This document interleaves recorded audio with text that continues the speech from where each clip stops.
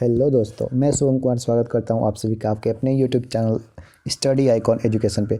आज हम लोग इस वीडियो में inter current affair practice set number 2 को डिस्कस करने वाले हैं। इससे पहले मैंने प्रैक्टिस सेट 1 को डिस्कस कर दिया है, ठीक है, तो आप उसको भी जाके चेक कर सकते हैं। तो चलिए अब आज का वीडियो स्टार्ट करते हैं। आज का हमारा पहला क्वेश्चन है कि यूनेस्को द्वारा किसे यूनेस्को की सद्भावना दूत के रूप में नियुक्त किया गया है। तो नाओमी कावासे को जो है यूनेस्को की सद्भावना दूत के रूप में हाल ही में नियुक्त किया गया है, ठीक है। तो हमारा दूसरा क्वेश्चन है कि वर्ष 2021 में मलेशियाई ओपन स्क्वैश चैंपियनशिप में पुरुष एकल का खिताब किसने जीता है।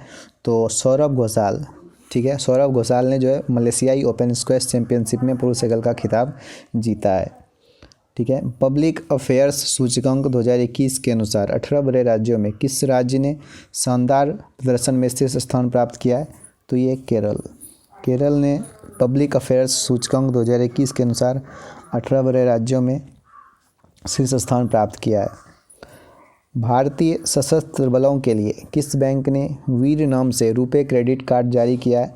तो कोटक महिंद्रा बैंक ने हाल ही में भारतीय सशस्त्र बलों के लिए वीर नाम से एक रुपे क्रेडिट कार्ड जारी किया है।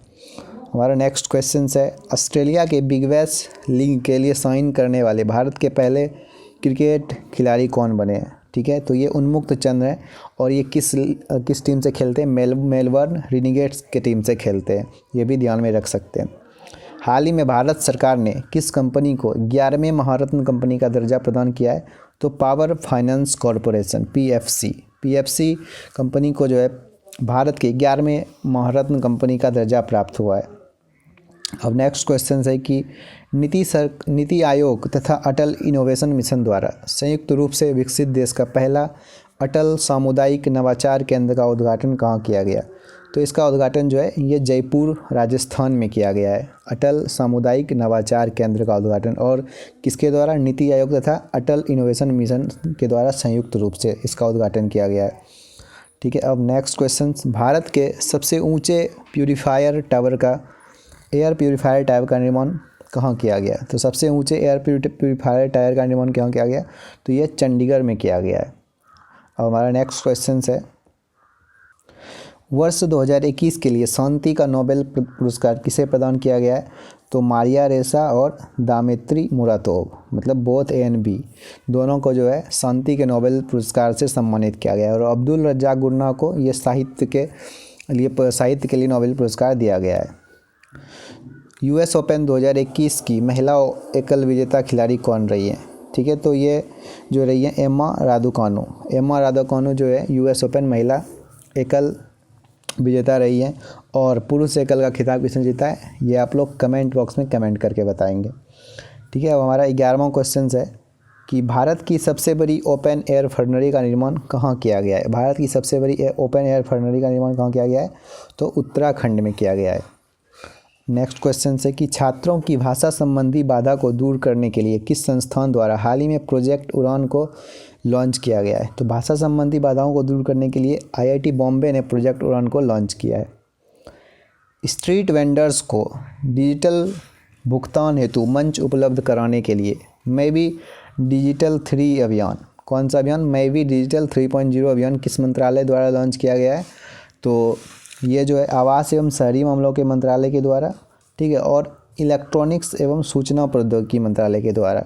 तो बोथ, इसका आंसर क्या हो जाएगा, बोथ ए एंड बी के द्वारा जो है स्ट्रीट वेंडर्स के लिए मैं भी डिजिटल 3.0 अभियान स्टार्ट किया गया है। अब नेक्स्ट क्वेश्चन है कि हाल ही में हुई नियुक्तियों में निम्नलिखित में से कौन सा सही सुमेलित है। तो गुरमीत सिंह को उत्तराखंड का राज्यपाल बनाया गया है, सही है। आर.एन. रवि को तमिलनाडु का राज्यपाल बनाया गया है, ये भी सही है। और भूपेंद्र पटेल को गुजरात का मुख्यमंत्री बनाया गया है। तो तीनों ही ऑप्शन सही है, ठीक है। अब नेक्स्ट क्वेश्चन हम लोग देखने वाले हैं कि पुस्तक गीत गोविंद जयदेव के लिए के लेखक कौन है। तो इसके लेखक कौन है, डॉक्टर उत्पल के बनर्जी को जो है इन्होंने जो है गीत गोविंद जयदेव डिवाइन ओडिसे के लिए ओडिसे का इन्होंने लिखा है इसको, ठीक है। अब नेक्स्ट क्वेश्चन हम लोग देखते हैं। केंद्रीय पर्यावरण वन एवं जलवायु परिवर्तन मंत्रालय द्वारा हाल ही में लॉन्च किया गया प्राण पोर्टल का संबंध किससे है। तो इसका संबंध वायु प्रदूषण के नियमों से है। प्रॉन पोर्टल आपसे ये पूछा जा सकता है कि प्रॉन पोर्टल को किस मंत्रालय के द्वारा लॉन्च किया गया है। तो केंद्रीय पर्यावरण, वन एवं जलवायु परिवर्तन मंत्रालय के द्वारा जो है इसे लॉन्च किया गया है। किस राज्य सरकार द्वारा बाजरा मिशन शुरुआत किया गया है। तो ये छत्तीसगढ़ सरकार द्वारा, छत्तीसगढ़ राज्य सरकार द्वारा बाजरा मिशन की शुरुआत की गई है। और यूएन ने बाजरा का वर्ष किसे घोषित किया, ये आप लोग कमेंट बॉक्स में कमेंट करके बताएंगे। ठीक है, अब हमारा नेक्स्ट क्वेश्चन है कि निम्नलिखित में से कौन सा देश सभी नवनिर्मित घरों में इलेक्ट्रिक वाहन चार्जर की स्थापना अनिवार्य करने वाला दुनिया का पहला देश बन गया है। तो ये ब्रिटेन है। ब्रिटेन मतलब इंग्लैंड। इंग्लैंड जो है नवनिर्मित घरों में इलेक्ट्रिक वाहन चार्जर की स्थापना करने वाला दुनिया का पहला देश बन गया है। भारत, फ्रांस एवं ऑस्ट्रेलिया की पहली त्रिपक्षीय विदेश मंत्री स्तरीय बैठक का आयोजन किस देश के द्वारा किया गया है। तो ये ब्रिटेन के द्वारा किया गया है। किस देश ने मंगल ग्रह पर अपना मार्स से रोवर जुरोंग को सफलतापूर्वक लैंड कराने की उपलब्धि हासिल की है। तो चीन का जुरोंग रोवर जो है वो मंगल ग्रह पर सफलतापूर्वक लैंड करने में उपलब्धि हासिल कर लिया है।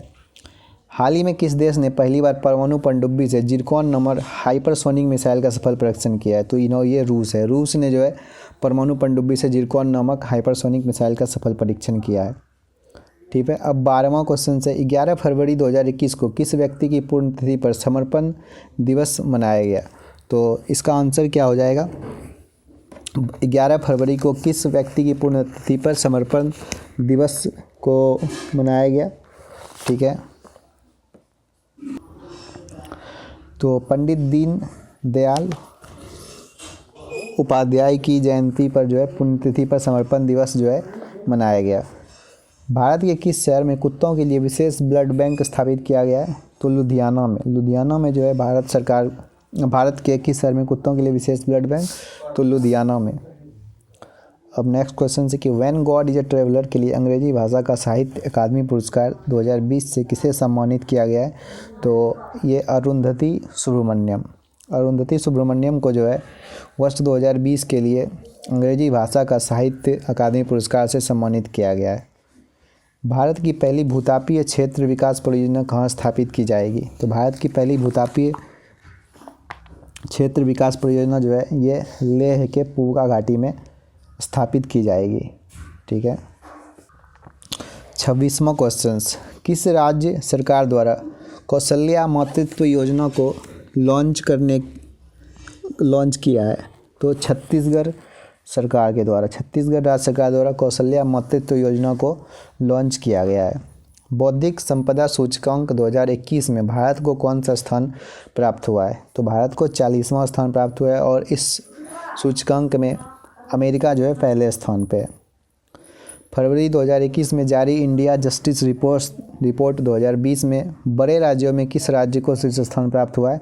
तो महाराष्ट्र को जो है शीर्ष स्थान प्राप्त हुआ है बड़े राज्यों में। फरवरी 2021 में किस राज्य में 3 दिवसीय मांडू महोत्सव का आयोजन किया गया। तो मध्य प्रदेश में जो है 3 दिवसीय मांडू महोत्सव का आयोजन किया गया। भारत के राष्ट्रीय सुरक्षा परिषद के अध्यक्ष के रूप में किसे नियुक्त किया गया है। तो एस.एन. सुब्रमण्यम को भारत के राष्ट्रीय सुरक्षा परिषद के अध्यक्ष के रूप में नियुक्त किया गया है। ठीक है, श्रम आंदोलन से जुड़ा हुआ संग्रहालय भारत के किस राज्य में खोला जाएगा। तो श्रम आंदोलन से जुड़ा हुआ संग्रहालय भारत के किस राज्य में खोला जाएगा। तो केरल राज्य में जो है ये खोला जाएगा। जैव विविधता संरक्षण पर ध्यान केंद्रित करने हेतु वन प्लैनेट सम्मेलन का आयोजन किस देश के द्वारा किया गया।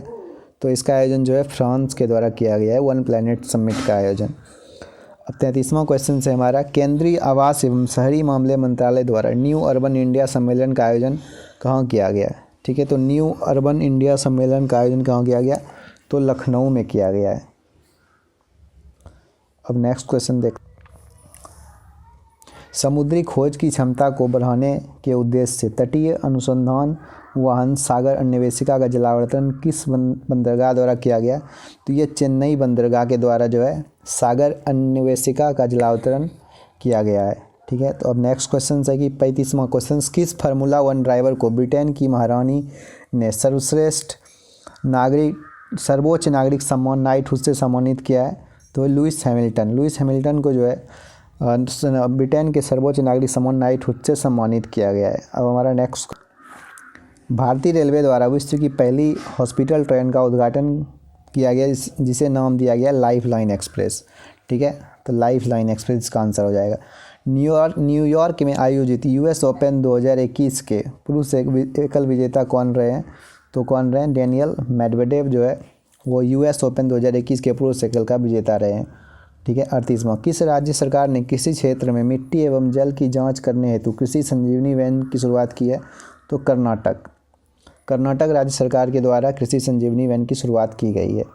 निम्नलिखित में से किस नदी पर दोधन बांध का निर्माण किया जाएगा? तो कैन बेतवा लिंक पर जो है ये दोधन बांध का निर्माण किया जाएगा।